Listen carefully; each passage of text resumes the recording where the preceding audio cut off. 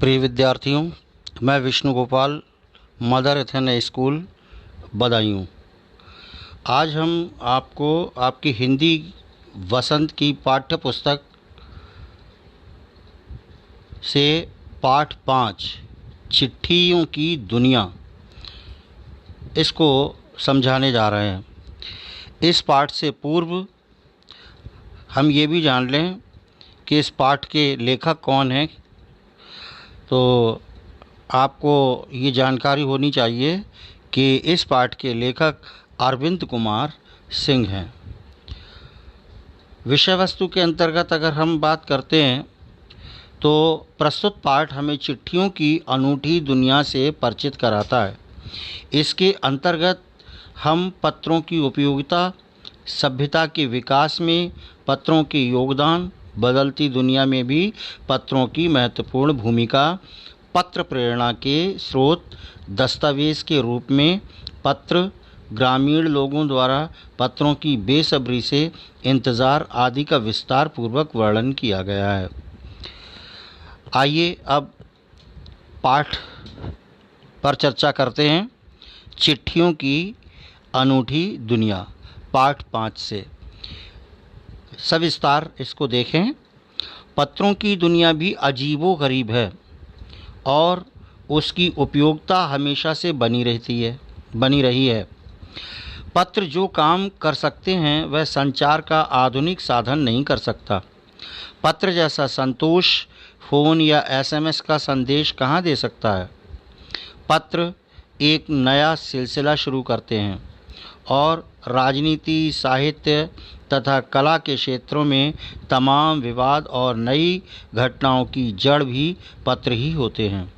दुनिया का तमाम साहित्य पत्रों पर केंद्रित है और मानव सभ्यता के विकास में इन पत्रों ने अनूठी भूमिका निभाई है। पत्रों का भाव सब जगह एक सा है, भले ही उसका नाम अलग अलग हो। पत्र को उर्दू में ख़त, संस्कृत में पत्र, कन्नड़ में कागज़, तेलुगु में उत्तरम, जाबू और लेख तथा तमिल में कड़िद कहा जाता है। पत्र यादों को सहेज कर रखते हैं, इसमें किसी को कोई संदेह नहीं है। हर एक की अपनी पत्र लेखन कला है और हर एक के पत्रों का अपना दायरा। दुनिया भर में रोज़ करोड़ों पत्र एक दूसरे को तलाशते तमाम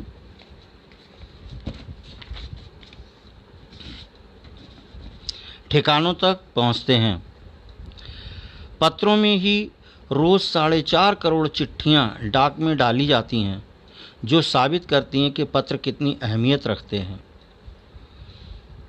पंडित जवाहरलाल नेहरू ने सन 1953 में सही ही कहा था कि हज़ारों सालों तक संचार का साधन केवल हरकारे, रनर्स या फिर तेज़ घोड़े रहे हैं। उनके बाद पहिए आए, पर रेलवे और तार से भारी बदलाव आया। तार ने रेलों से भी तेज़ गति से संवाद पहुंचाने का सिलसिला शुरू किया। अब टेलीफोन, वायरलेस और आगे रेडार दुनिया बदल रहा है। पिछली शताब्दी में पत्र लेखन ने एक कला का रूप ले लिया। डाक व्यवस्था के सुधार के साथ पत्रों को सही दिशा देने के लिए विशेष प्रयास किए गए। पत्र संस्कृति विकसित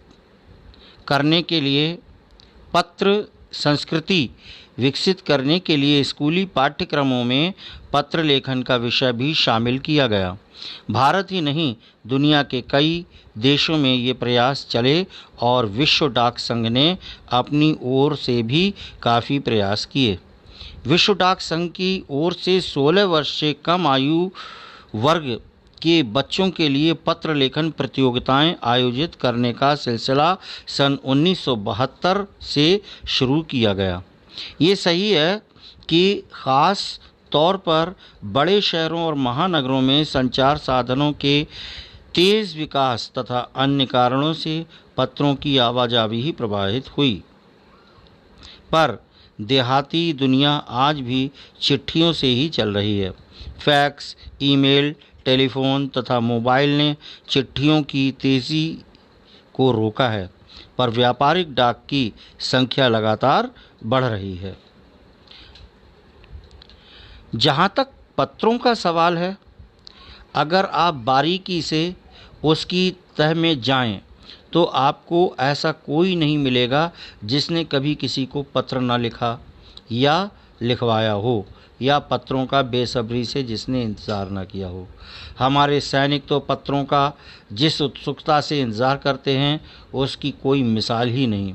एक दौर था जब लोग पत्रों का महीनों इंतज़ार करते थे, पर अब वह बात नहीं। परिवहन साधनों के विकास ने दूरी बहुत घटा दी है। पहले लोगों के लिए संचार का इकलौता साधन चिट्ठी ही थी, पर आज और भी साधन विकसित हो चुके हैं। आज देश में ऐसे लोगों की कमी नहीं है जो अपने पुरखों की चिट्ठियों को सहज और संजोकर विरासत के रूप में रखते हों, या फिर बड़े बड़े लेखक, पत्रकारों, उद्यमी, कवि, प्रशासक, सन्यासी या किसान इनकी पत्र रचनाएं अपने आप में अनुसंधान का विषय है। अगर आज जैसे संचार साधन होते तो पंडित नेहरू अपनी पुत्री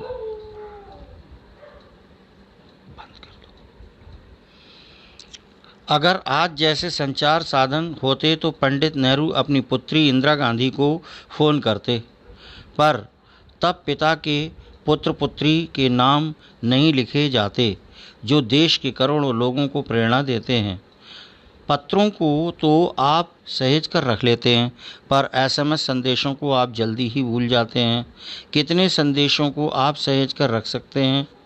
तमाम महान हस्तियों की तो सबसे बड़ी यादगार या धरोहर उनके द्वारा लिखे गए पत्र ही हैं। भारत में इस श्रेणी में राष्ट्रपिता महात्मा गांधी को सबसे आगे रखा जा सकता है। दुनिया के तमाम संग्रहालय जानी मानी हस्तियों के पत्रों का अनूठा संकलन भी है। तमाम पत्र देश, काल और समाज को जानने समझने का असली पैमाना है।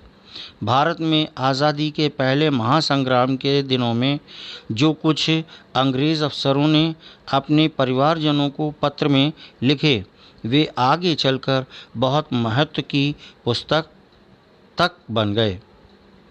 इन पत्रों ने साबित किया कि ये संग्राम कितनी ज़मीनी मजबूती लिए हुए था। महात्मा गांधी के पास दुनिया भर से तमाम पत्र केवल महात्मा गांधी इंडिया लिखे आते थे, और वे जहाँ भी रहते थे वहाँ तक पहुँच जाते थे।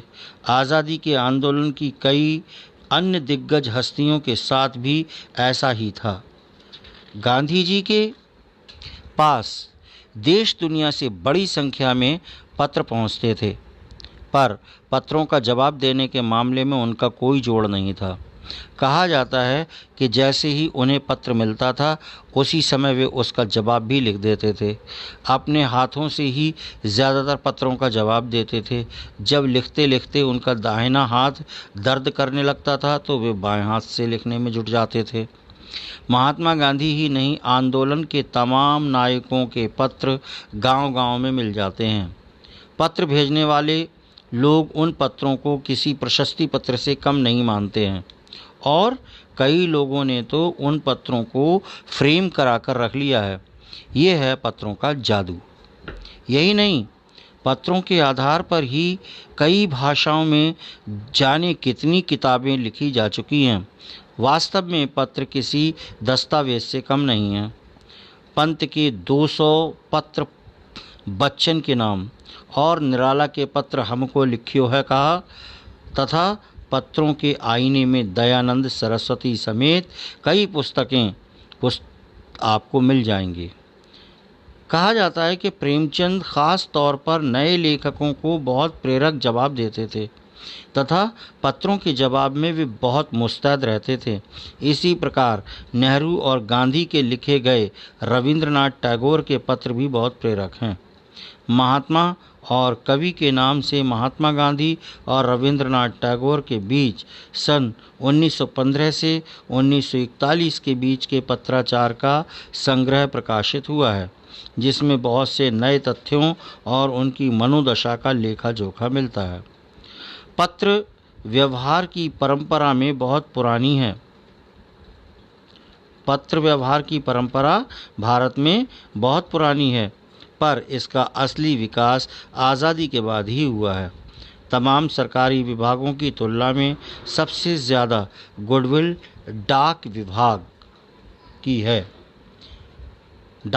की ही है। इसकी एक ख़ास वजह यह भी है कि ये लोगों को जोड़ने का काम करता है। घर घर तक इसकी पहुंच है। संचार के तमाम उन्नत साधनों के बाद भी चिट्ठी पत्री की हैसियत बरकरार है। शहरी इलाकों में आलीशान हवेलियां हों या फिर झोपड़पट्टियों में रह रहे लोग, दुर्गम जंगलों से घिरे गांव हों या फिर बर्फबारी के बीच जी रहे पहाड़ों के लोग, समुद्र तट पर रह रहे मछुआरे हों या फिर रेगिस्तान की ढाणियों में रह रहे लोग, अब भी ख़तों का ही सबसे अधिक बेसब्री से इंतज़ार होता है। एक दो नहीं, करोड़ों लोग खेतों और अन्य सेवाओं के लिए रोज़ भारतीय डाकघरों के दरवाज़ों पर पहुंचते हैं और इनकी बहुआयामी भूमिका नज़र आ रही है। दूर देहात में लाखों गरीब घरों में चूल्हे मनी ऑर्डर अर्थव्यवस्था से ही जलते हैं। गाँव या गरीब बस्तियों में चिट्ठी या मनी ऑर्डर लेकर पहुंचने वाला डाकिया देवदूत के रूप में देखा जाता है। प्रिय बच्चों, इस प्रकार से आपका यह पाठ समाप्त हुआ। आइए अब प्रश्न अभ्यास से आप देखते हैं कुछ प्रश्न जो हमने आपको उत्तर सहित प्रस्तुत किए जा रहे हैं। आप देखेंगे प्रश्न संख्या 1 पाठ से देखें। प्रश्न संख्या 1, पत्र जैसा संतोष फ़ोन या एसएमएस का संदेश क्यों नहीं दे सकता? उत्तर, पत्रों का हमारे जीवन में अलग ही महत्व है।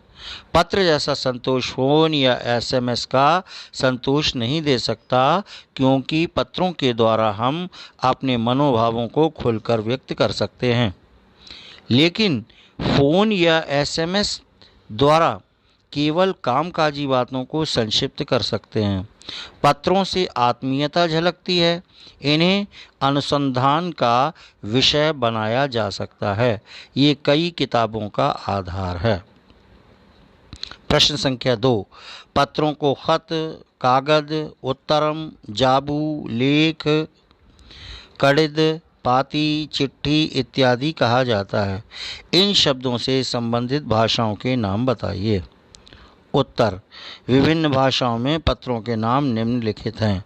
भाषाओं के नाम और पत्रों के नाम: संस्कृत पत्र, उर्दू खत, कन्नड़ कागज, तेलुगु उत्तरम, जाबू, लेख, तमिल कड़िद, हिंदी पाती।